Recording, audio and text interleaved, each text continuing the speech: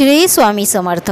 एक मुलगा आपल्या म्हाताऱ्या वडिलांना एका मोठ्या आलिशान हॉटेलमध्ये जेवणासाठी घेऊन गेला। त्याचे वडील खूपच म्हातारे झाले होते आणि खूपच थकलेसुद्धा होते। जेवताना त्यांच्या शर्टावर अन्न पडत होते। हॉटेलमध्ये जेवणारी लोक त्यांच्याकडे किळसवाण्या नजरेने बघत होते, पण मुलगा मात्र शांत होता। जेवण झाल्यानंतर मुलगा वडिलांना घेऊन वॉशरूममध्ये गेला। त्यांच्या कपड्यावर पडलेले सर्व अन्न साफ केले, त्यांचे कपड्यावरचे डाग साफ केले आणि सर्व काही तो हे प्रेमाने करत होता। जेव्हा दोघे वॉशरूममधून बाहेर आलेत तेव्हा सगळी लोक त्यांच्याकडे बघत होती। काही लोक तर बोलत होती की म्हाताऱ्याला जेवतासुद्धा येत नाही आणि कशाला हॉटेलमध्ये जेवायला यायचं, गुपचूप आपल्या घरी बसायचं ना।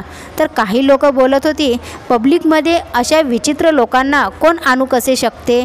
काही लोक म्हणतात या वडिलांची खिल्ली उडत होते। मुलाने शांतपणे जेवणाचे बिल दिले आणि वडिलांना घेऊन जाऊ लागला।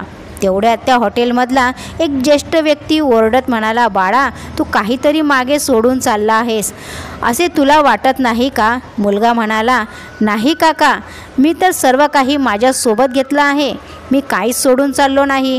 तेव्हा तो म्हातारा व्यक्ती म्हणाला, तू सोडून चालला आहेस या जगातल्या प्रत्येक मुलासाठी एक धडा तू देऊन चालला आहेस। हे ऐकून सगळीकडे शांतता पसरते। आपण लहान असताना आपले आईवडील आपल्या प्रत्येक गोष्टीची काळजी घेतात, मग जेव्हा ते म्हातारे होतात तेव्हा आपण त्यांची काळजी घेतली पाहिजे। असेच नवनवीन संदेश ऐकण्यासाठी आपल्या चॅनलला सबस्क्राईब करून लाईक करा व शेअर करा। भेटूया अशाच नवीन संदेशासोबत। श्री स्वामी समर्थ। जय जय स्वामी समर्थ।